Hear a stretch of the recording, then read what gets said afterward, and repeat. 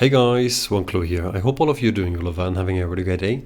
We are back again on the website from Keystone, and you might have watched one of my latest video where I reviewed the Keystone 3 Pro and I highlighted it.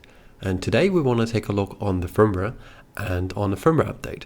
So let's get started and right into it.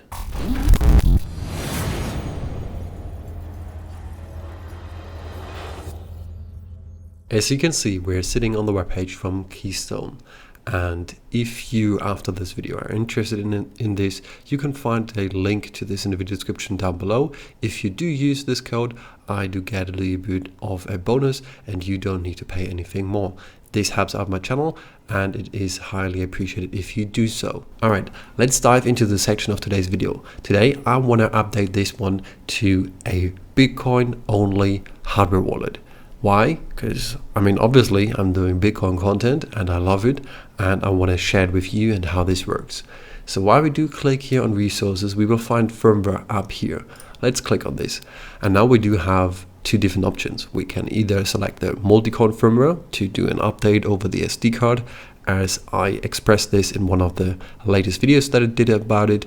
This is basically, if you don't plug it into your PC via USB, it is a air-gapped hardware wallet with security key, fingerprint and a camera for basically signing your transactions. And today we want to take a look on the Bitcoin only firmware, and if you do click on this one, it scrolls us down and now we do have the option to do an SD card update.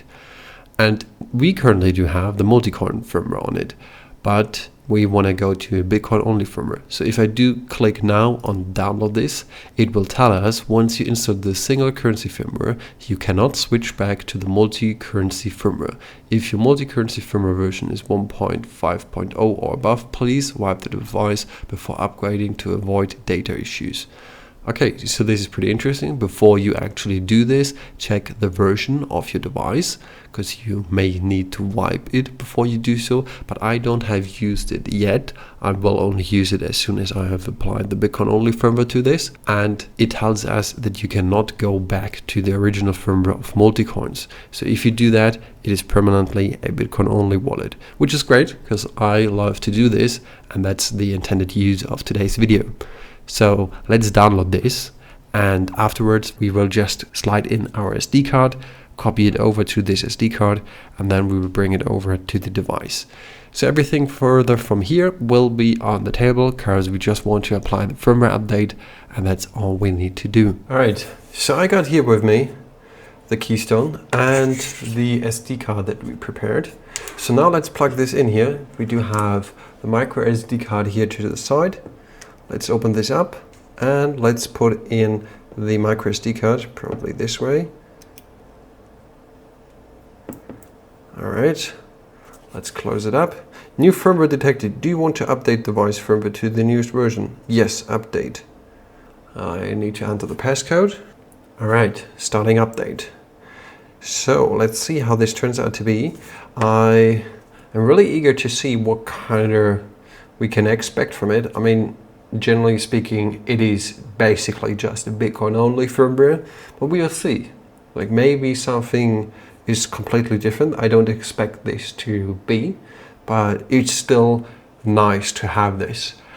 As I said previously, keep in mind if you do update this to the Bitcoin only firmware, they do claim that you cannot go back to the multi-coin firmware. I also had a discussion with a technical team over there via email, and they also told me theoretically you could go back, but then a couple of issues will appear, and for their sake being, they just claim if you do update to the Bitcoin only firmware, you'll no longer be able to go back to the multi-coin firmware. But that's not an issue for me. It's now updating it to the newest version. I will update you in just a second. And here we go. We already see it, Bitcoin only. Let me put in my PIN. There we go. Preparing wallet, setting up for wallet, generating external public key. Interesting. So, it is probably the same firmware, just optimized for Bitcoin only. I couldn't really see any difference to the usual wallet. Okay, this looks interesting. So, I mean, obviously now you cannot select between different ones, and it already loaded up my wallet because it is in there. I can click on receive or on scan, which is beautiful.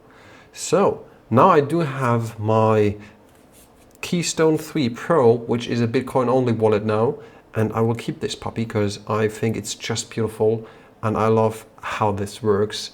And I'll do a couple of videos on how to actually create or send transactions with this very soon. So stay tuned for any updates, and if you do like today's content, don't forget to subscribe and like this video so that I do know you enjoyed this content.